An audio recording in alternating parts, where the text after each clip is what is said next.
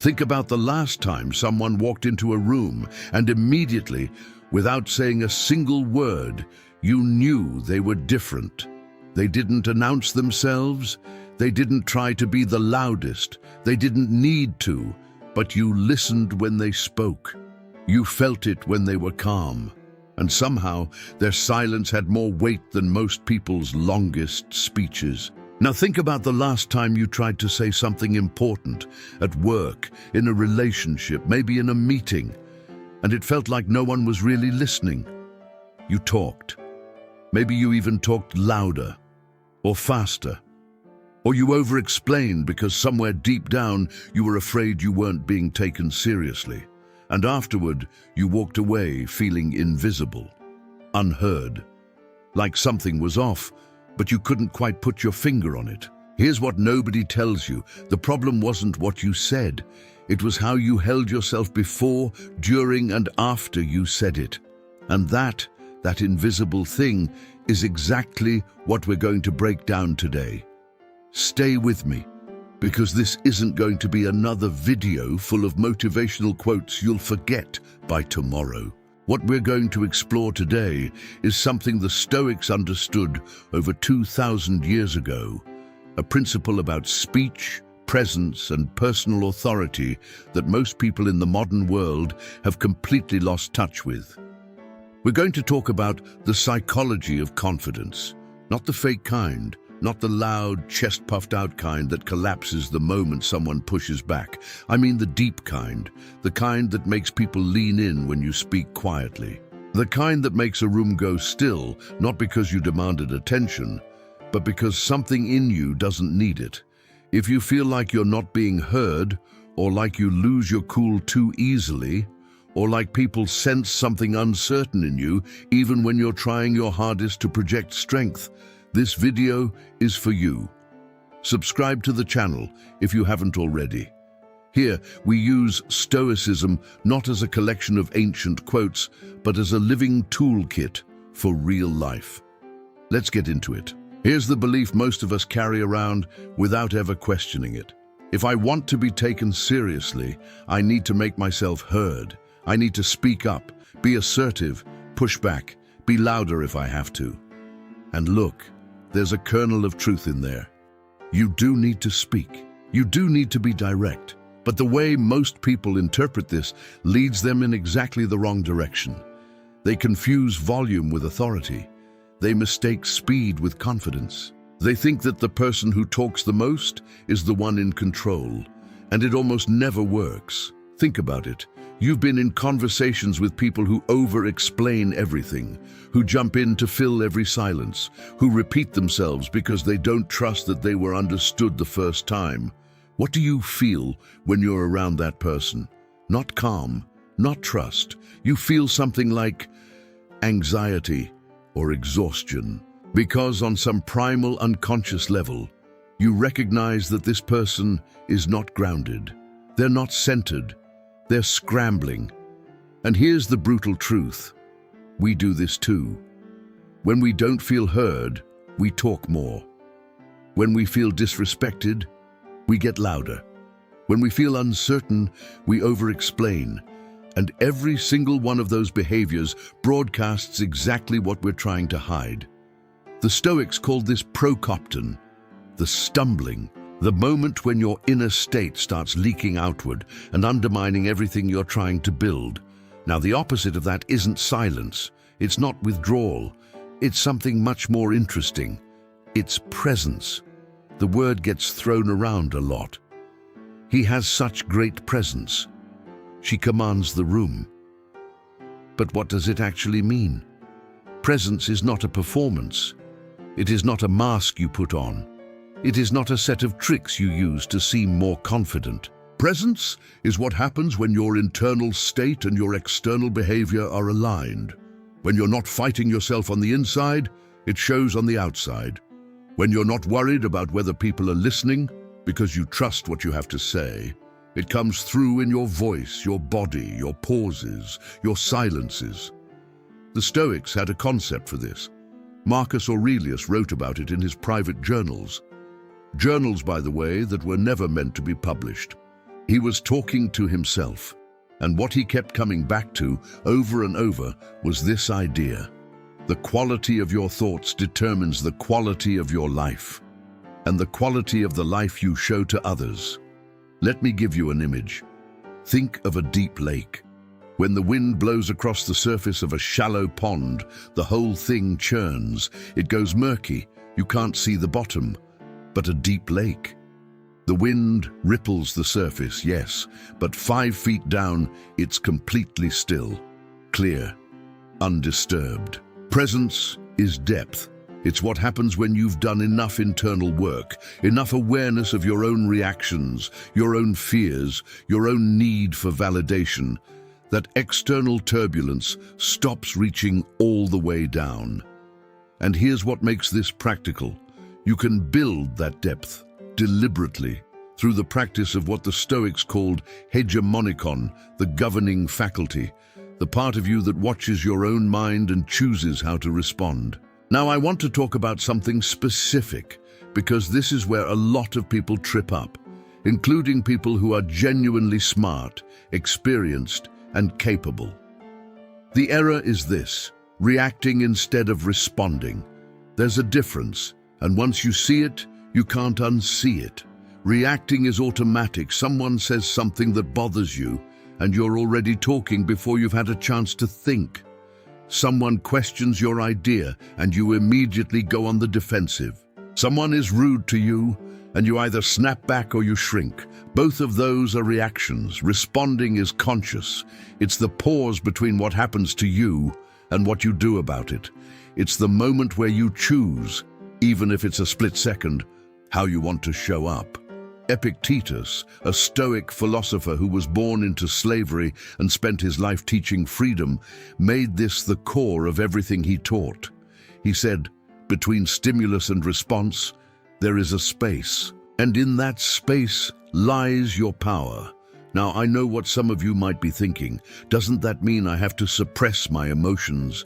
Doesn't that make me cold, robotic, disconnected? No. And this is one of the biggest misconceptions about Stoicism. Feeling the emotion is not the problem. The problem is being ruled by the emotion. Think of it like a wave in the ocean. You don't have to fight the wave. You don't have to pretend it isn't there. But you also don't have to be swept away by it. A skilled surfer doesn't ignore the wave. They read it, they feel it, and they use it. That's what emotional discipline actually looks like. Not suppression, navigation. Let's get into something very concrete now, how this actually shows up in the way you speak. Here's something I want you to pay attention to the next time you're in a conversation with someone you find genuinely compelling. They probably don't rush. They take their time. They don't scramble to fill silence. They don't trip over their words because they're nervous about what you're thinking. When they make a point, they make it, and then they let it breathe. There's a psychology behind this that most people have never thought about. When you speak quickly, when you rush, you're signaling unconsciously that you're afraid of being interrupted, that you don't trust your own words to hold attention, that you need to get everything out before someone takes the stage from you. And people feel that. They don't always consciously identify it, but they feel it. And it makes them subtly less engaged, less trusting, less receptive. Slow, deliberate speech does the opposite. It signals that you're not afraid of the silence, that you trust what you're saying, that you're comfortable taking up space, not in an aggressive way, but in a grounded way. Marcus Aurelius, who was, remember, the most powerful man in the known world at the time, was described by contemporaries as someone who spoke slowly and with great care. He didn't rush. He paused. He thought. And when he finally said something, people listened, not because they had to, but because something about his manner made them want to. You don't have to be an emperor to develop this. You just have to practice it. Start in low-stakes situations. The next time you're ordering coffee or talking to a coworker about something casual, slow down, pause before you answer. Take up a little more space in time than you normally would. It will feel unnatural at first. You'll feel like you're being awkward. But you're not being awkward. You're being deliberate, and deliberateness reads as confidence.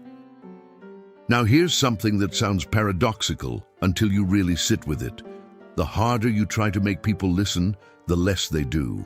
I've watched this play out in meetings, in arguments, in conversations between couples.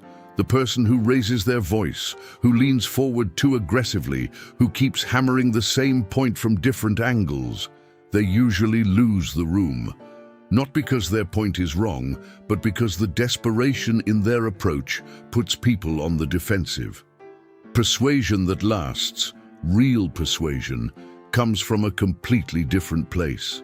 It comes from genuine understanding, from asking the right questions, from acknowledging what the other person actually cares about before you try to shift their thinking.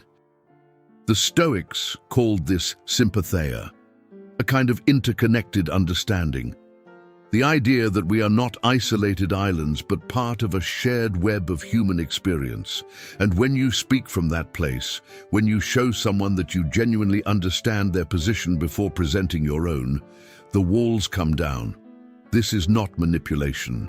Manipulation is when you pretend to understand someone just to get what you want. What I'm describing is actual understanding, actually listening, actually caring about the perspective in front of you. And here's the counterintuitive result. The more you genuinely understand someone else's position, the more authority your own position carries. Because now you're not just pushing an agenda, you're offering something. Think about the last time someone said to you, "I hear you. I get why you see it that way. Here's how I see it." Didn't that land differently than if they just launched straight into their argument? That's the art. And it's learnable. I want to tell you about a man I'll call Daniel. Daniel was, by every external measure, and someone who had it together. Good career, respected at work, smart, articulate. But there was a pattern in Daniel's life that kept recurring. Whenever he felt disrespected by a manager, a colleague, a friend, he would react. Immediately, he'd get sharp, he'd push back hard, he'd win the argument in the room sometimes, but he'd lose the relationship over time. The people around him started to see him as volatile, unpredictable, someone to handle carefully rather than engage with openly. And Daniel couldn't understand why. He thought he was just being honest, direct, strong. What he didn't see was that his strength was actually a mask for something else. Fear.